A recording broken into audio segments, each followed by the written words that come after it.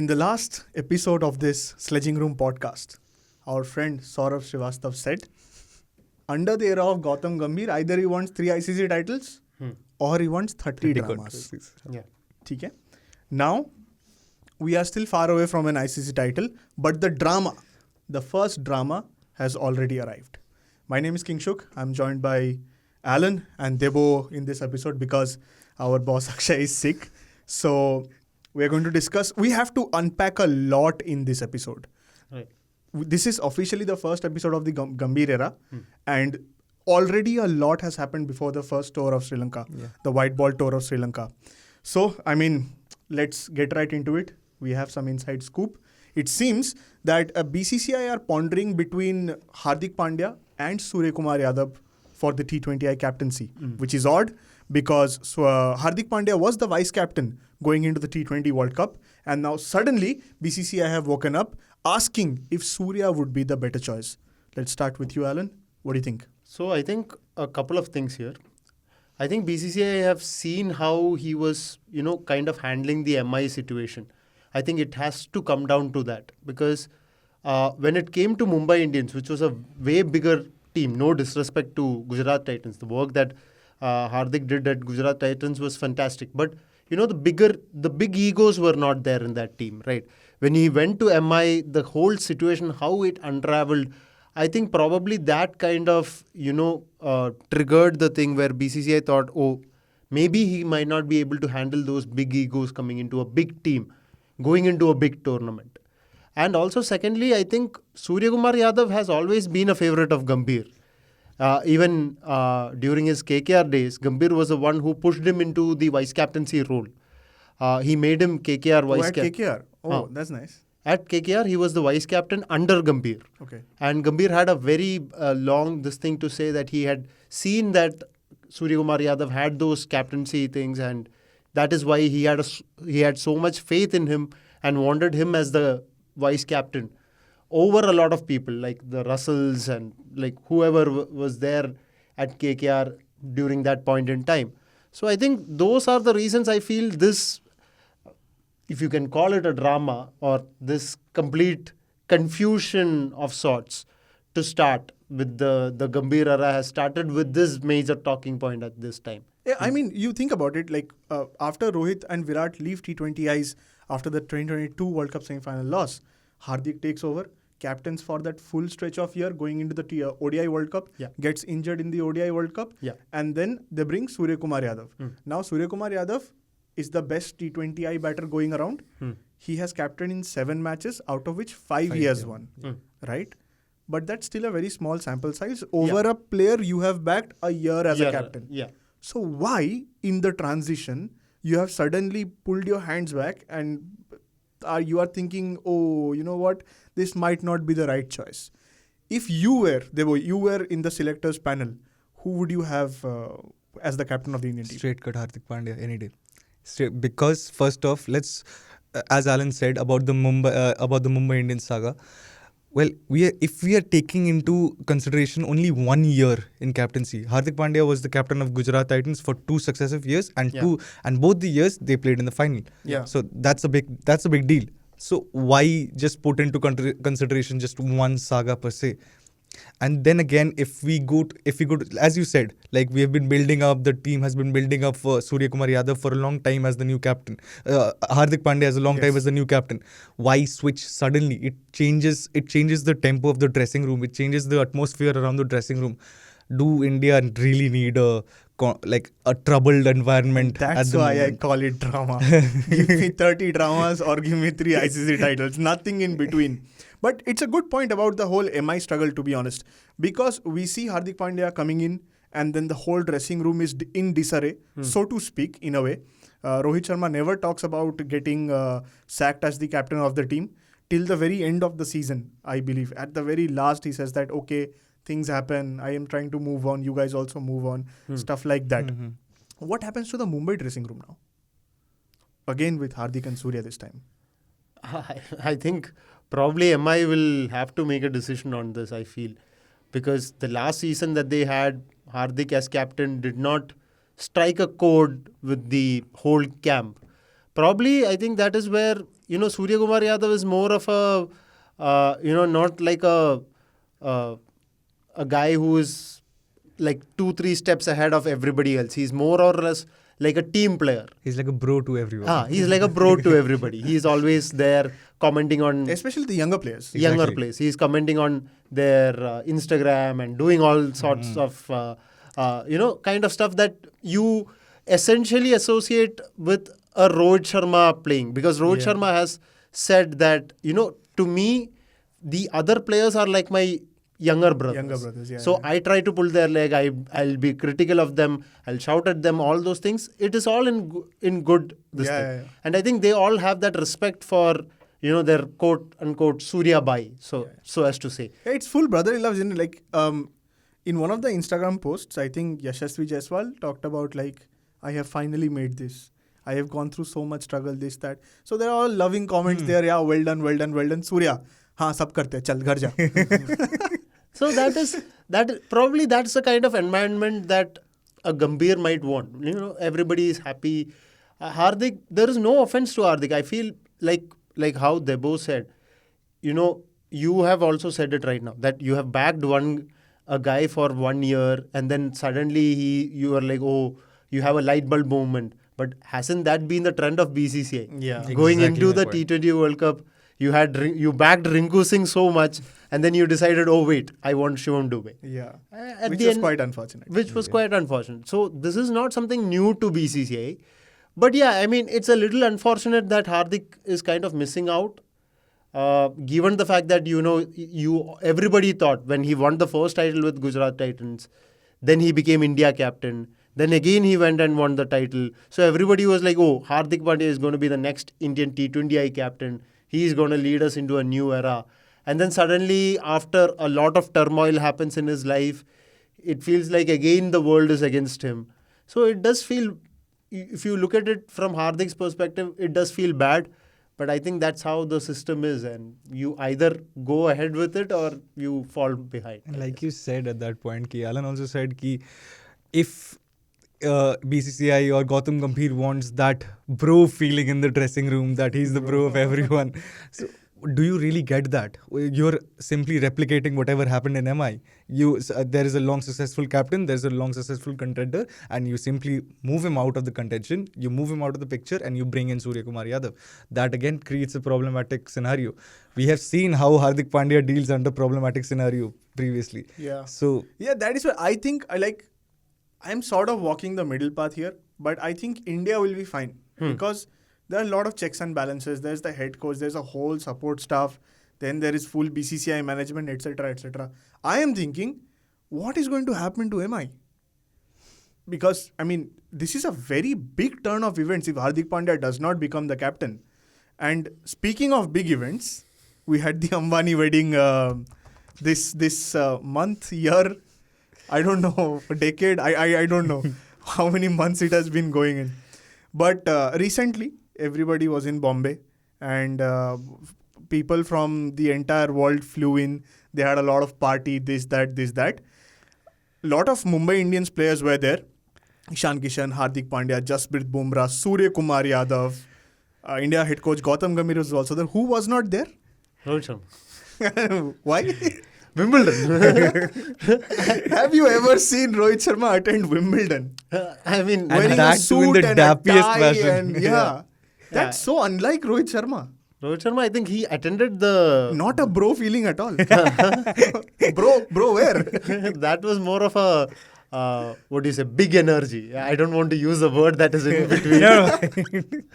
But he did attend some of the functions where Nita Ambani was crying after the T20 World Cup win. Everybody was celebrating Rohit Sharma at that point in time. A couple of months after that, he was unceremoniously kicked out as the captain.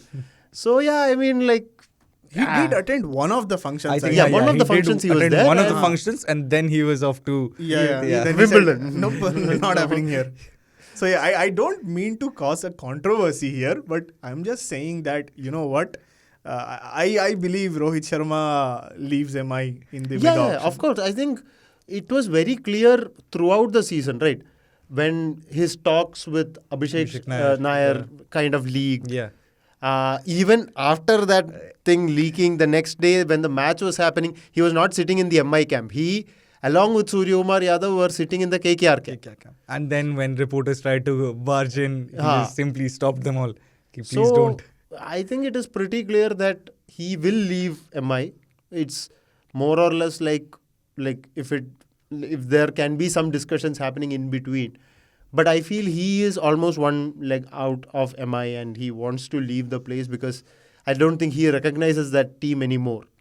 And he'll probably look for a new place now that he's not having the burden of T20Is coming in. Yeah.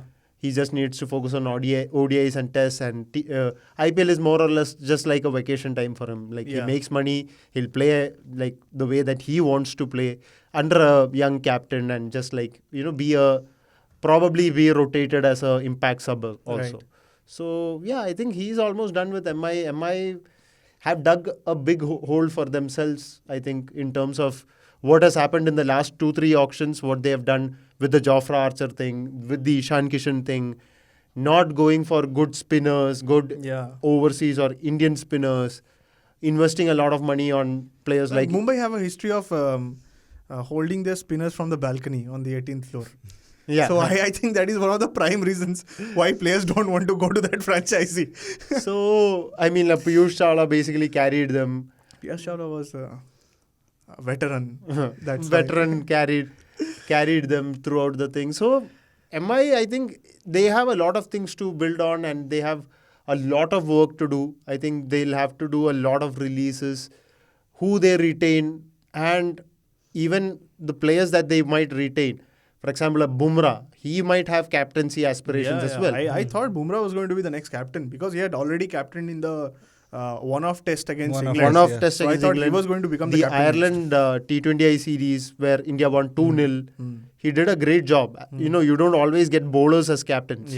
But he was a very good attacking captain. So, yeah, I mean, there is a lot of problems to solve at MI. But, yeah, coming back to the Indian team, I guess... let's see Just what the happens beginning. tomorrow. Like Indian team is in vacation. Virat Kohli has attended a kirtan in London. Yeah. Rohit Sharma first went to England and then went to USA for a couple of shows. Jasprit Bumrah is doing like chilling with his family. He's a very young kid. Congratulations. And Hardik Pandya has Had a road show. And Ishan Kishan sat on his lap. If you count that as an event, that is. So everybody's in a jolly mood and everybody is having fun. So like I mean, one of the things that I noticed was that apart from the announcement of coach, that is Gautam Gambhir, India don't have a support staff yet, and 10 days away is the first T20I match. No, they are taking KKR completely. No, they have the entire KKR people on a tempo traveler going into the BCCI headquarters right now. Abhishek Nair, Ryan Tendros, Kate, Bharat Arun, if possible, they would have taken Bharat Arun also. They're like just waiting for the call and they're like, chalo. Yeah, that could be a thing. That could be a thing because But I think at the end of the day, you can't really blame Gambhir. I think LSG, he had a support staff with Morne Morkel, all those guys. He does want Morne Morkel, according to the reports. He wants him as a bowling coach, given the fact that he's a younger guy with newer ideas, probably just leaving the game a couple of years ago, I guess. The younger guy also, he's done a very good job. Like you see those pacers. So they have obviously the fastest pacer in the country at the moment. Second fastest pacer, Mayank Yadav. Then they have their left armour in Mohsin Khan. When Mohsin bowls, he looks $1 billion. Yeah. Unfortunately to him, he has a history of shoulder injury and that keeps flaring up once in a while. But when he does the trick, I think he's the best left armour we have at the moment. Yeah, better than Khalil Yadav. Khalil Ahmed. Yeah. So Morne Morkel is a great choice. Yeah. And but some other names were also put up. I think Vinay Kumar is one of the names who could come in. But my question is, when? Yes. Anyway, you are playing a very limited number of ODIs before the Champions Trophy in 25. When are these guys going to come in and why is BCCI very quiet about it? That, I guess, it's down to the fact that probably when you look at a guy like Abhishek Nair, for that matter, he has made KKR his home and the whole academy has been set up by him. The whole scouting network has been set up by him. the whole players who come into the academy for their rework, if it is through injuries, all those things, it has all been done by him. So that whole setup has been Abhishek Nayar's pet project. Now, when you look at the current, the title-winning KKR side as well, he did a lot of work under Gambhir. So for him, probably to leave that, he will feel a little, kind of hesitant to leave the work that he has done. Definitely. So that might be the reason why he is again pondering over it. And I think even with the Gambhir announcement, I think it should not have been put until that long, where you were saying, we are going to have Gautam Gambhir as the coach. They announced it after they came back from Barbados, which was delayed. I don't think you should have done that late. If you were going to make Gambhir your coach, you could have done it way earlier and say that he will start right after the T20 World Cup. Yes. That would have given him a lot of time to set up his backroom stuff, because everybody knew that after the IPL he was going to be the coach, right? Now, I think that was a whole process. Like, the confirmation happened at that time, and then now you set out to build up a backroom staff for him when, like, you don't have much time. Like you said, 10 days. 10 days. So but I love it that how much a KKR fan can actually talk about backroom stuff, because there is a verified history of bringing in players and nurturing them. To right in front of you sits an RCB fan. Nothing to contribute at all. Just vibes. Just vibes. Just vibes. Just vibes. See, that's what I'm saying. As Alan mentioned about the backroom staff, like having a very close-knit relationship with each and everyone. We have seen this Indian side have a very close-knit relationship throughout the last 2 World Cups that they've participated in. The dressing room has been, as I said, a vibe completely, with the fielding medal scenario, everything. So now the question is, with all this chaos coming in, don't you think it all messes things up a lot? The more late it is, the more chaotic it gets. Number one, yes. A little bit, yes. But I think what these people are doing is that Sri Lanka is not a high priority series for them, for several players. Okay. They want a rest, because right after the Sri Lanka series, you'll have to jump into the home test stretch for India. And then border Gavaskar. Exactly. Which is a different ball game altogether. Yeah. So it is okay for me. I think that that was actually going to be my next question. That I'm hearing reports that Gambhir wants these 3 bigwigs in the Indian ODI team. Yep. Bumrah, Rohit and Virat. But these guys are on vacation. 10 days mein Kirtan to ODI switch is a little difficult, I think. Yeah. So what are your opinions on this? See, in no way doubting the fact that they deserve the vacation, they deserve the time off. But now the question comes in, like, again, does Gautam Gambhir truly give any heed to that? Like, Gautam Gambhir needs his setup ready, and we have seen that Gautam Gambhir is very strict about it. And demanding. Demanding about it. So I don't think that Gautam Gambhir is going to be that light on that tone, that if he wants someone, then he wants someone. And that is exactly what everyone expected when the announcement was made, even when the reports started getting up in the air, that this means there is going to be a stricter structure to it. This means there is going to be a very adamant and very strong structure to it. So I think that it's about time to switch from tennis to cricket again. Okay. And I think like how they both said, Gambhir is more or less like, okay, it's like those school breaks that you get, like those Christmas vacations that we used to have. 10 days, okay. Jitna enjoy karna hai in those 10 days, get it done and you come back. I think that is the whole situation with Gambhir. And Gambhir has always been saying that, playing for India is bigger than anything else. So in that scenario, I think he's going to be like, guys, I want you in the ODI team, because now the biggest thing that is coming up in 2025 is going to be ODIs and tests. We won't care a lot about T20Is, and you guys are anyways not there in the T20Is. Bumrah can take rest whenever he wants, but ODIs and tests are going to be of prime importance, and I want you guys to be starting off from the get-go. Sri Lanka is not going to be a high priority thing, 3 ODIs, and I think after that you're getting a break till September. Yeah. So that is enough time. So you play for a week or so, and then you go back to your vacation mode. But so let's assume that they are not playing. Okay. All right. Yesterday, reports surfaced in the Indian media that KL Rahul might be given the ODI captaincy. Okay. Assuming that Rohit is not there, Rohit, Virat and all are not there. Do you agree with the call, or do you I think that Shreyas Iyer has been left again in the lurch, because ODI World Cup he was one of our best middle order batters. Any day. Bar the final where he got out very early in the game. He won the IPL title with KKR and with certain kind of domination as well. It wasn't 80-90 battle there. Unfortunately for SRH, they were blown out of the water in the final. Yeah. Why not Shreyas Iyer?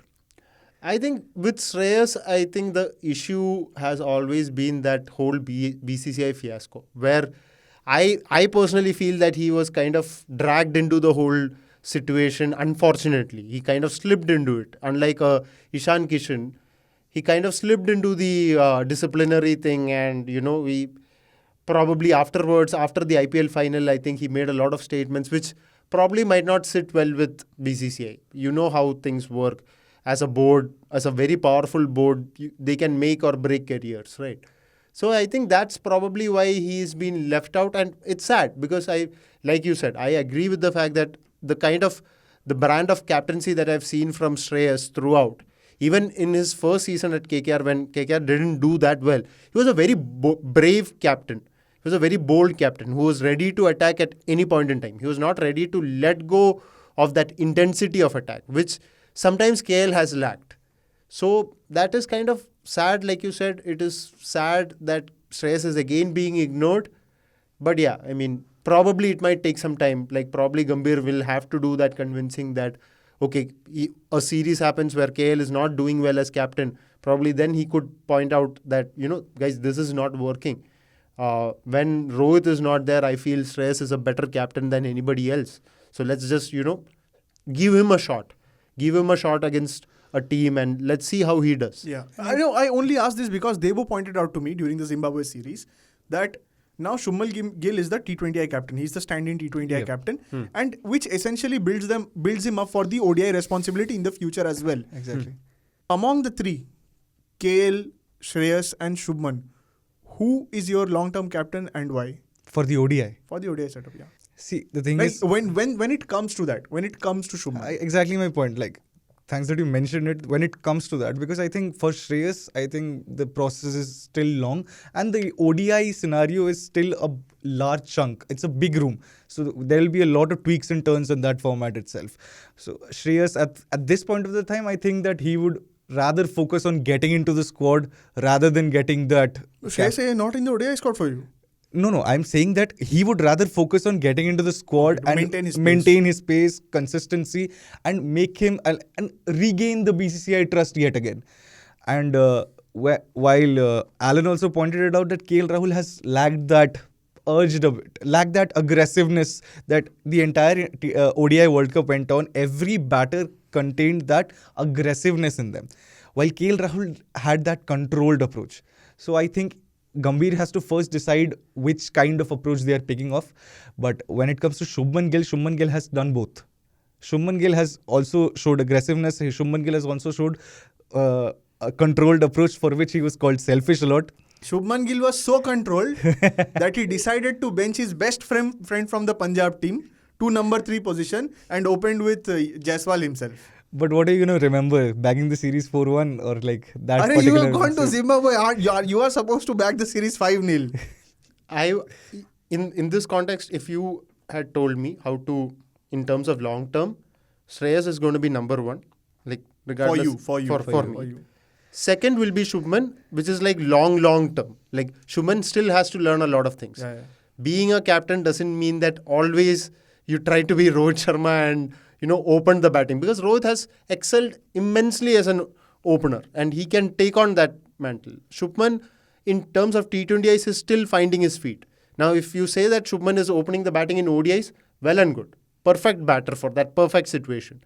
But in T20Is, it's a different game. So probably he'll have to learn those kind of things. But Shubman is what, 23, 24? There is a long time for him to, learn everything. Like probably at Gujarat Titans, a couple more seasons, he'll get to learn. He'll become a better captain.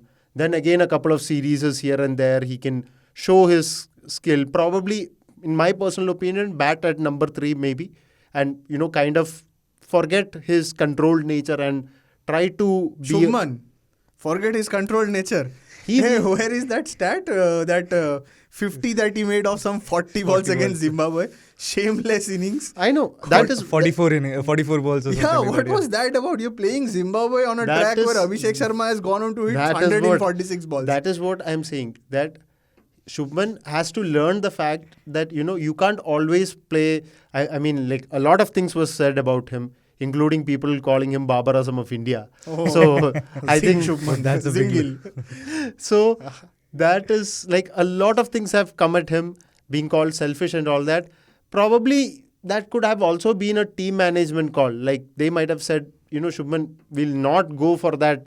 Everybody wants this kind of approach, but let's not go for it right now. We want to back this series. And we feel you might be the best option to be there. It might have been a team call as well. So, yeah. How much bearing does the management have on a series from where they are exiting? Selection calls don't matter. And the new coach is supposed to come into the next one. But then again, you need to win the series, right? At the end of the day, you go. I'm just trying to add spice to this conversation, man. This is so light, so... yeah, because you want spice, then obviously after the first T20I loss, the things that was said, T20 World Cup champions have been knocked out, they have been beaten by Zimbabwe. First loss in 2024 for Indian T20 exactly. team. Shameless batting, shameless this. This is what happens when you celebrate like this. This is the standard of IPL in India. You had a lot of things coming in. So probably they were like, okay guys, let's just wrap this thing up. Enough of fun and games. Yeah. We tried fun and games in the first game. Let's just finish this thing off. Let's just leave Zimbabwe. Let's win it 4-1 and then we'll see. But like you said, the decisions, that is where I think Shubman needs to improve as a captain. He's not a bad captain. He's, again, Gujarat Titans also, he showed, I think that first game against Mumbai Indians, he did not give up. He kept on prodding and he was just hoping for something to happen, but he still kept on attacking and trying to get that wicket, right? So I think he still has to learn a couple of things. So that's why he's at number 2. KL Rahul, I don't know. I'm like, I don't like the fact that he does not go for the kill. Exactly. He's like, you have the prey right in front of you. Just finish it off, right? You give them a small chance. You saw what happened with Glenn Maxwell and the Afghanistan game. That is a perfect example of how things can change out of the blue. So that is where I feel KL is not that right captain material right now. Shreyas, obviously number 1. I feel, in my personal opinion, when it came to the test team also, I thought he should have been the vice captain behind Rohit Sharma. He could have been a very good option to be a vice captain. For the England test series? Be the permanent vice captain. Achha. That is my opinion, because I felt he had a bad slip in form and all those things, but he's one of our good. But do you see the difference of thinking, like from a fan or let's say a journalist perspective and from the management perspective? Here you are saying that Shreyas Iyer has to be the number 1 choice for the ODI captaincy, vice captain for the test team, because he's experienced. He has done it all and he's proven himself in certain aspects of the game. But here, what BCCI does, BCCI clips his wings. 2 test matches and then Baitadhya. You said that Hardik Pandya was the obvious choice for the T20I captaincy. If the conversation between Hardik and Surya has come, means that somebody's trying to clip his wings. Exactly. It turns out the fact that whenever something has been building up, just at the epitome of it, it has been thrashed down. Rinku Singh, Hardik Pandya, thrashed out. So this is a recurring cycle of problems that is coming on, and sooner or later it will hit. We as India cricket fans, we wouldn't want that, but it will. It is all poised to do that. So it's supposed to hit the roof. Exactly. It's supposed to hit the roof. Right. You said. 30 dramas or 3? Yes, 3 ICC. Yes. So one side is pretty heavy in this case. Yeah. And I think Gambhir will not tolerate too many stuff. If he is backing a certain set of players. But what if Gambhir is the one who is actually igniting? So that is what I'm saying. So probably if Gambhir starts off with it, now if he is backing a Rinku Singh for a T20I team, regardless of whatever Shivam Dubey does, he will be like, I want Rinku Singh. Now if BCCI gets involved in it and says, no, you can't have Rinku Singh, then probably Gambhir is going to say, then do whatever you want. I am leaving. He is that kind of a guy. So that is where I feel, like you said, things hitting the roof could come down to that as well. Exactly. Because Gambhir is not like a Rahul Dravid. Rahul Dravid, even in his coaching, probably the most aggressive that we saw was when he lifted that trophy Yes. and celebrated. Goated celebration. But Gambhir is not that. Gambhir is in your face from the moment get All go. the time. All the time. All the time. All the And time aggression. he's gonna set the tone pretty high. I am looking forward to that Australia tour when probably we might get thrashed also. But he's going to tell everybody just fucking like go and throw the bouncers right on their heads. He'll probably tell a Jasprit Bumrah, aim right one on Steve Smith's head. I don't care. Either bouncer or a Yorker. Or Nothing a Yorker. in between. Nothing in between. For 60 minutes, give them hell. As Yeah. Give them hell. wise Yes. words He'll once be, said. he'll say like go hell and leather for it. Like he'll just say like you guys go and attack. I don't care. We lose, but we are going to attack them. We are not going to play defensive cricket anymore. Probably that is going to be his approach. So when you have that kind of an approach, you're going to be so stubborn with it. Yeah. We see England. They are very stubborn with baseball, right? They will not move away from For it. better or Right. worse. For better or worse. Huh. Same thing will happen with the Indian cricket team. That is what I feel. And that's where when he is not getting things that he wants, like how he got at KKR, then things are going to be a problem. But that particular point, like we have seen Gambhir also use that mentality that hit it out of the park or get out in the process. Yeah. Nothing in between. So he's gonna carry that. This particular trend that Indian team had during Rahul Dravid era that's gonna be the same coming into Gautam Gambhir's era, at least by the looks of it. But when it comes to the team chemistry, that is where the question mark lies. Because if you suddenly change a setup which has like struggled and reached a particular point, you suddenly change the setup after the success has been clicked off.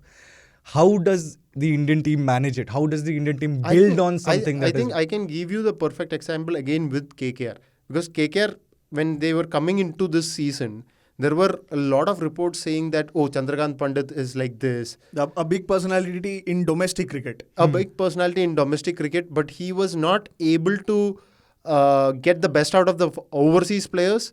And there was a lot of tension, like how he was tearing people's sleeves off because they wore on a sleeveless night, they wore a sleeved shirt.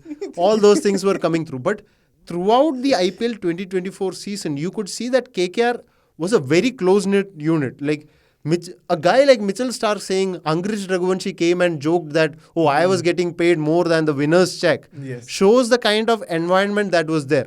Not everybody is going to like a comment like that. You cannot go out and say it to anybody. Stark of all people, an angry fast bowler. An angry fast bowler. He just said like, yeah, this guy came in and just joked about it. So he created that environment. And you could see that. Like throughout the tournament, you could see that this unit was a close-knit unit. And it was more or less made just before the season. You had a Ramandeep, all these guys coming in. They were all brought in just before the season. So in that aspect, I genuinely feel, yeah, whatever you're saying, like the team bonding, team chemistry, I think Gambhir will hold that respect, starting with Rohit Sharma. Rohit Sharma has immense respect for Gambhir. Virat Kohli, for better or worse, I was waiting for that. I think situations have... they have drawn the line. They have drawn the line of sorts. Unless Amit Mishra comes out and says something else, I think the line has been drawn. And I think everybody gives Gambhir that respect. And we have already seen that the squad has started to take a young shape. Yeah. Right. A young shade. And Gambhir has the experience of managing the young shapes per se. Angrish Raghuvanshi, the entire KKR squad for that reason. Right. So we can go on and on about this, but our time's come to an end. Like you guys say, or like I said at the start, 30 dramas or 3 ICC titles. Things are going to hit the roof or they are going to go through the roof. So it's time for finally say thanks to you for tuning in. You can send your feedback on 8588 966 996. You could also email us on pods@indiatoday.com. We love hearing your feedback. Some of the YouTube comments are very nice, to say the least. And please keep bringing them in. And finally, you could also join India Today Podcast's WhatsApp channel and get updates on the latest episodes. Thank you and have a good day.